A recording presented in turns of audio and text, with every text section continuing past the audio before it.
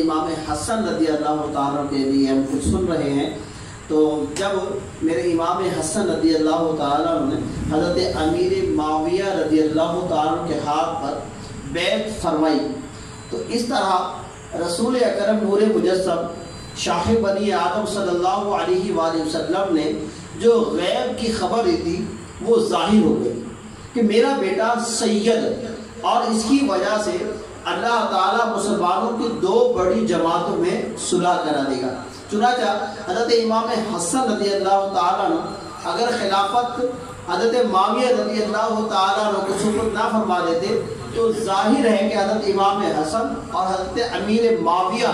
رضی اللہ تعالیٰ کی دونوں فوجوں کے درمیان بڑی خون ریزی جنگ ہوتی، جس سے ہزاروں عورتیں بیوہ، لاکھوں بچے یتیم ہو جاتے اور سلطنت کا شہزادہ بکھر جاتا، مگر امام حسن رضی اللہ تعالیٰ کی خیر پسند طبیعت اور نیک مزاجی کی بدولت مسلمانوں میں خون ریزی کی نوبت نہیں آئی۔ 5 ربیع الاول 49 ہجری میں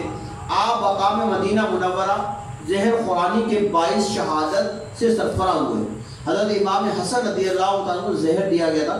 اور آپ کی جو وفات ہے 5 ربیع الاول کو ہوئی۔ صلو علی الحبیب صلی اللہ